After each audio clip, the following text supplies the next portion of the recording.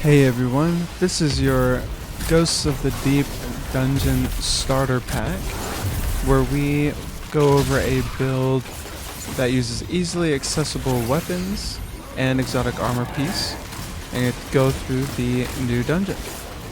So to start off with, we'll be going over the exotic arm piece, which is the Controverse Hold. And this will allow for greater uptime with the vortex grenades. For the super, we're using Nova Warp, and the reason for that is to help keep us protected once we get into the middle here, and get that deep sight, and then safely return the symbol. So the purpose of this build is really to keep the uptime on the grenade as much as possible, so that way we can clear out enemies as needed. For our weapons, we will have Harsh Language grenade launcher, which I picked up from Banshee this last week, and it has repulsor brace to help keep me, shielded as I get volatile rounds. Then for the shotgun, using the first encounter is until its return, and this one I got as a random roll. I got auto loading holster and cascade point, kind of help melt those lucent brood much quicker. And really with the first encounter, it's pretty simple. You can take your time. Having a machine gun on you for your heavy also helps just to clear the wizards if you're using waveframe grenade launcher and having trouble getting up there. Using the vortex grenades with Controverse Hold helps you allow to have uptime on that grenade more often, which is very crucial, as well as using it with this Harsh Language roll from Banshee. You're able to clear enemies quite effectively and keep yourself safe and healthy. And this is with the help of Devour. With this particular build, I am using the Child of the Old Gods aspect, as well as the Chaos Accelerant aspect. And the reason for this is because in the fragment, I'll be using the fragment that allows you devour, or granting devour, with picking up either void breaches or orbs of power. And in connection with the artifact mods, you're able to get those pretty often, and then once you have Devour, then all you have to do is just kill, and then you'll have Devour reprocced. And with the first encounter, it's very easy if you're solo, very easy for you to get your super back before you go back into the middle.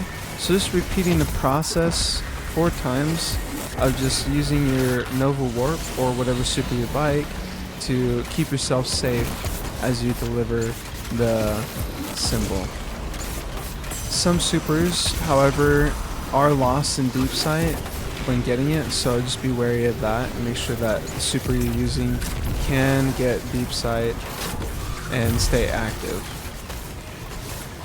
In the second encounter, it's a lot more close quarters, so be using Arbalest, more specifically to get the boss shield off quickly, and then swapping the machine gun with a heavy sword that I picked up from Banshee as well, just to help out in this close quarter combats with the high health targets.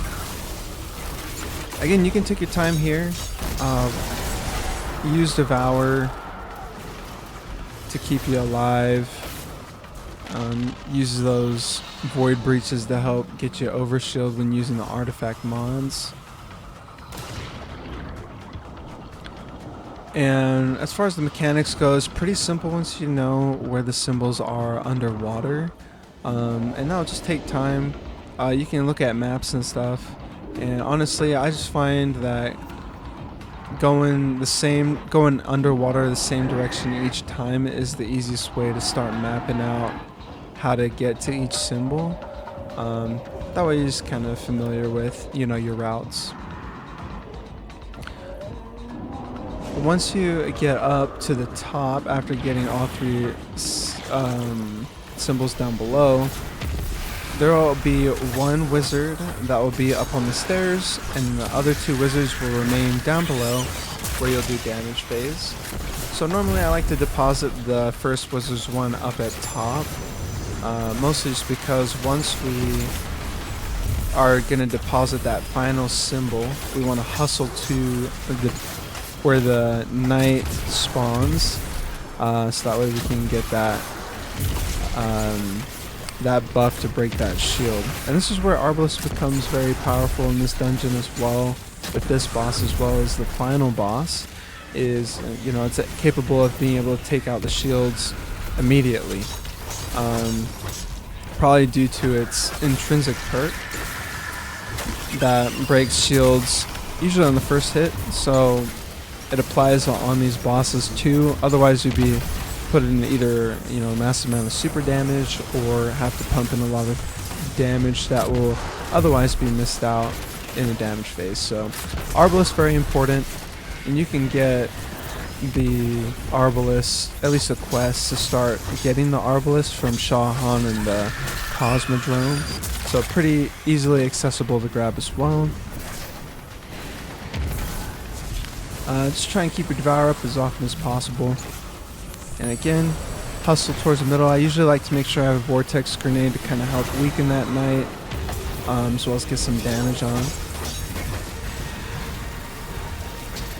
Beauty of the Vortex Nova Bomb as well as the Vortex Grenades is that it allows enemies to get pulled in, so this kind of helps keep your Devour procced as well. And then, you know, as void breaches appear, then you can pick those up along the way, and that'll just help increase your survivability for the damage phase. And again, this is going to be where most likely you're going to have the hardest time trying to stay alive. You're trying to put in the damage and not die from the enemies as well. So just keep doing that process over and over. And just whittle down the boss if you're doing it solo. Much easier with others. In the final encounter, you want to make sure that you pick certain spots that you want to do damage phase at. I'll be using the Sail Spy Pitch Glass in this encounter. Pick that up, I believe, from Banshee as well. And we usually pick the right knee or the head as number one for the place that we want to do damage, mostly because we find that that's usually the best places to do damage phase and get as little enemy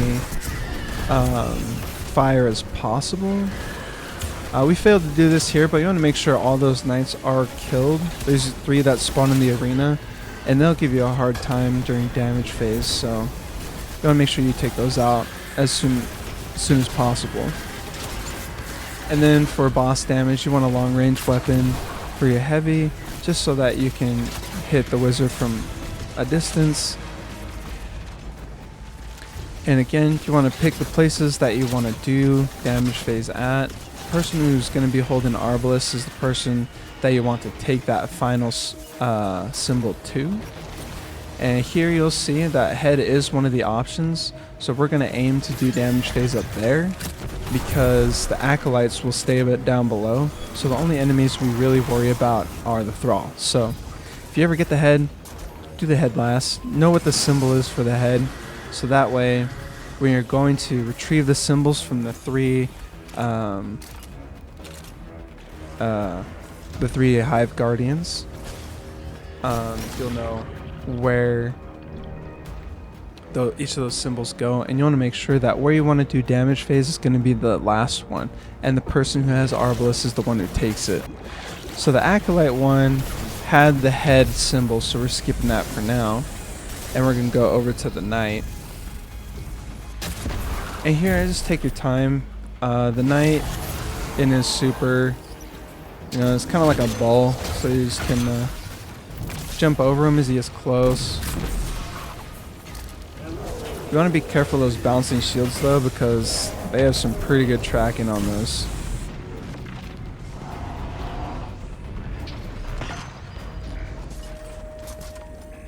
So yeah, just take your time.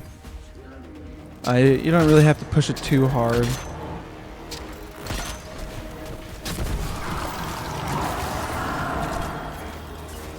Obviously check your symbol before crushing the ghost, because the symbol will disappear. Then once you get that deposited, head over to that final Hive Guardian. Since I'm the one carrying Arbalest, I'll be the one that will crush or retrieve the last symbol. And then I'll head straight to the head, while my teammate will grab the deep sight for me to make it a little easier. And you can also head glitch while you're up at the head, so that way the boss, when she's firing back at you, can't really damage you. So this is the best place to do damage phase, so you don't have to worry about trying to survive. And if you're able to get that shield off immediately on the boss, then she won't teleport everywhere. With Void Warlock, what I like about it is Child of the Old Gods will start debuffing the boss. And this is an easy way to get a debuff out on her, especially because she'll be far away. I think I would recommend the Slopa Bomb at this point, mostly just because it's probably more reliable in trying to hit the boss, but it could also track other enemies instead, but Vortex is kind of hard to hit anyways, so. But yeah, you just go through that cycle, and then just don't forget to crush that ghost once you deplete the health bar. Otherwise, she'll spawn back with probably like a fourth, maybe less than a fourth health. So just remember, crush the ghost, and then you're good to go. Anyways, thanks guys for checking out the video, and this is your Ghost of the Deep starter pack.